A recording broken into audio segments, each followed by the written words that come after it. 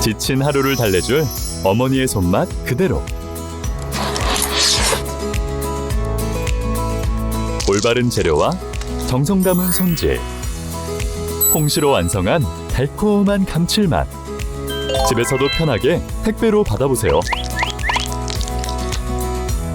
매콤하게 땡기는 감칠맛. 장간의 양념게장. 검색창에 장간의 양념게장을 검색해보세요. 이미 주택담보대출 자체를 예전만큼 내주지 않고 있죠. 여기서 금리까지 올라간다면 심각하겠죠. 근데 금리까지 올라갈 가능성이 매우 높아졌다. 16일에 금통위 회의를 통해서 금리 인하를 하더라도 금리 인하 폭만큼 내려가지 않을 가능성이 거의 99.9%. 그리고 금리 인하를 안 하면은 주담대 금리가 더 올라갈 가능성 99.9%. 이런 상황입니다.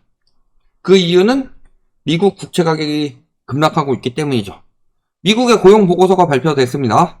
예상 밖으로 25만 6천 명이 늘었고 실업률은 4.1%밖에 되지 않는다. 그러자마자 단기물을 중심으로 급락했고 장기물 역시도 10년물 국채금리가 4.7, 2년물은 4.39, 30년물은 4.96이다. 그런데 거의 20년 같은 경우는 5%도 넘어갔고 30년은 너무 올라갔으니까 조금 떨어졌다 정도라고 하더라도 지금 4.9, 5.0, 4.7, 4.7 다 이렇게 빨간색이죠. 그리고 이 영향에 따라서 한국 국채금리를 보면은 한국 국채금리는 아주 빨갛습니다. 제가 이번 정부에 대해서 부동산 정책이나 여러 가지 경제 정책에 대해서 잘못 가고 있다. 지금 내수를 살려야 되는데 낙수 효과 같은 건 개뿔도 없다. 이런 이야기 하니까 이 닥쳐인 빨갱이 새끼야! 이런 소리 들었었죠.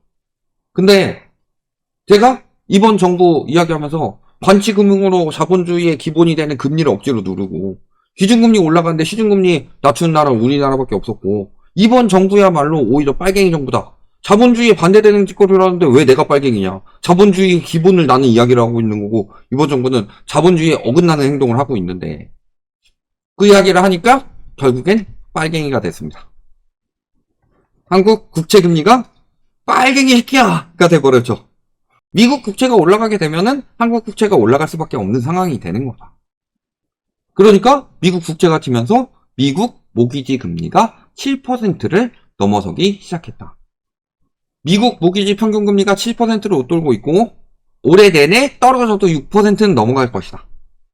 이런 이야기들이 나오고 있죠. 금리를 낮추더라도. 그리고 고정 모기지 금리는 연준보다 국채 금리를 추종하기 때문에 국채 금리가 움직이니까 미국 주담대도 난리가 난 상황이다. 늘 말씀드리지만 금리가 핵심이 아니에요. 우리나라가 금리 여파를 세게 2022년에 맞은 이유는요. 전세자금 대출 때문에 전세가에 거품이 꼈기 때문이고 전세 시장에 대해서 어느 정도 과잉 유동성을 넣지 않으면은 물론 금리가 올라가면 하락 요인이 커지죠. 금리 여파보다는 한도의 여파가 가장 중요하다. 왜 문재인 정부에서 집값 잡으려고 LTV 줄이고 했겠냐. 그렇지만 LTV만으로 안 됐고 문재인 정부의 가장 큰 실책은 DSR을 도입이 늦었다는 거야. 아마 문재인 정부에서 DSR 도입만 제대로 빨리 했어도 그러니까 안 한 건 아니에요. 21년에 40% 나오기 전에 70% DSR 도입을 했었습니다. 그거는 제대로 도입한 건 아니죠 사실. 근데 사실 그런 건 효과도 없었고 이게 한국 주담대 금리에도 영향을 준다. 아까 보셨죠? 빨간 나라 보셨죠? 빨갱이 보셨죠? 우리나라 국채금리가 빨갱이가 돼버렸습니다. 금리 인하에 떨어졌지만 주담대 금리가 다시 올라갔더라. 왜? 국내 채권 시장이 미국 국채금리 상승에 직격탄을 맞으면서. 근데 최근 트럼프 리스크로 플러스 고용 완화 플러스 인플레이션 다시 생겨나는 것에 따라서 국채금리가 다시 올라가고 있다. 이게 한국 국채금리에 영향을 줄 수밖에 없죠. 은행채 금리든 뭐든 지금 약간의 시간차는 있죠.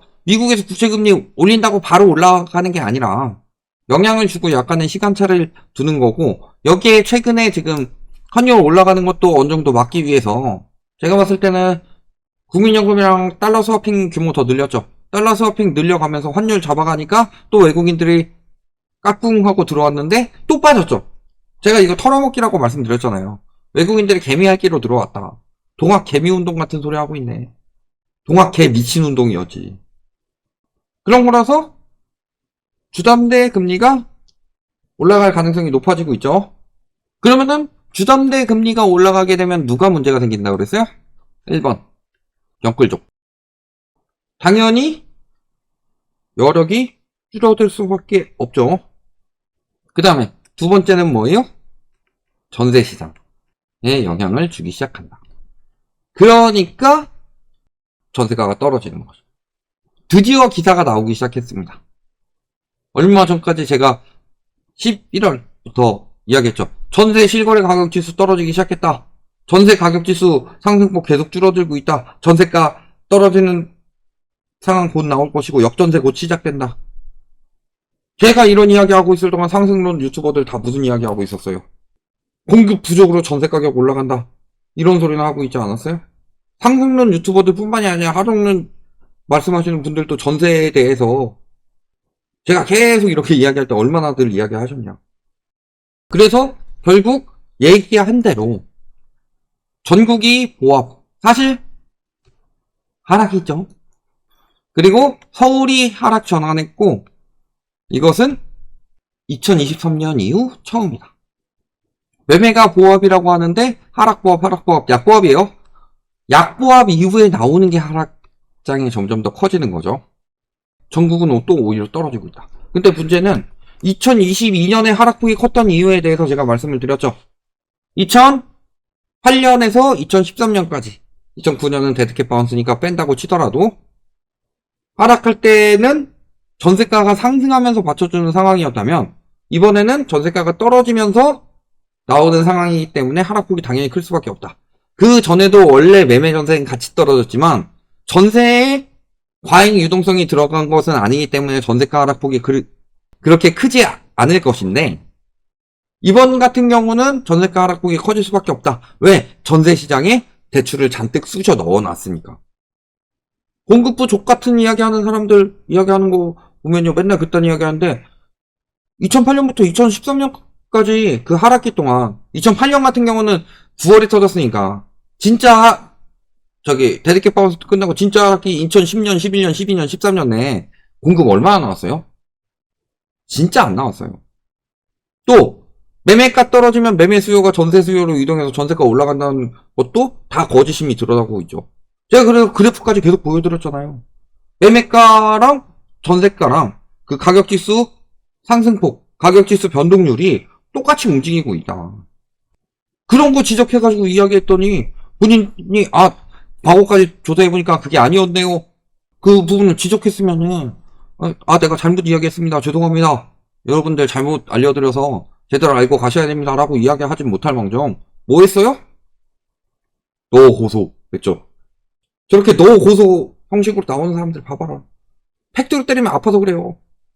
제가 정당하게 거짓으로 싸우지 않고 비겁하게 팩트로 때려가지고 아파서 그런 거예요. 저분도 너 고소고 비겁하게 팩트로 때려가지고 아파서 저런 거였던 거 아니에요. 그런 상황인 거고 여기에 PF 문제까지 드러나기 시작했다. 결국에 터질 땐 부동산 다 같이 터집니다.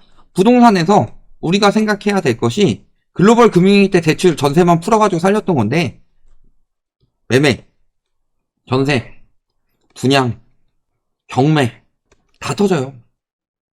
여기서 문제 생기니까 건설사들이 문제가 생기는 거고 지금 건설업 부실대출 비율을 보면은 낮아도 거의 근 1%에서 높으면은 2% 중반대까지 나오고 있다. 그리고 가계부채 연체율도 계속 올라가고 있죠. 왜 연체율이 올라갈 수밖에 없어요? DSR을 적용을 안 했으니까. DSR이 핵심인데. DSR이 갚을 수 있는 능력인데 DSR을 막 오버해서 빌려주는데 누가 제대로 갚을 수가 있겠냐. DSR을 오버를 하지 말아야 되는데 박상호 국토부 장관은 예술을 살리기 위해서 DSR 적용을 안 한다. 일단 본인이 얘기하고도 뭔 얘기인지 모르겠지. 싶은 이야기나 하고 있고, 그러면서 공공택지 계약 해제도 늘어나고 있습니다. LH도 문제 생길 가능성이 높아지고 있어요. 옛날에 돈 된다고 했을 때는 로또 당첨이라고 하던데 지금 어때요? 예전에도 청약하면 로또 청약이라고 그랬는데 요즘에는 리을이 지읒으로 바뀌었죠. 지읒도 청약 왜 받아? 막 이러면서. 얼마 전에 청약 취소된다는 게 굉장히 다행이에요. 거기 분양 받으셨던 당첨자분들. 지옥에 빠질 뻔한 거 거의 구원된 거다. 지금 뭐 우리 동네 아직 안 떨어졌는데요? 거래가 없으니까 안 떨어지지. 거래가 있는데 안 떨어지겠어요? 거래가 없으니까 안 떨어지지. 수요 공급의 논리라고 그러지 않았어요? 수요가 없는데.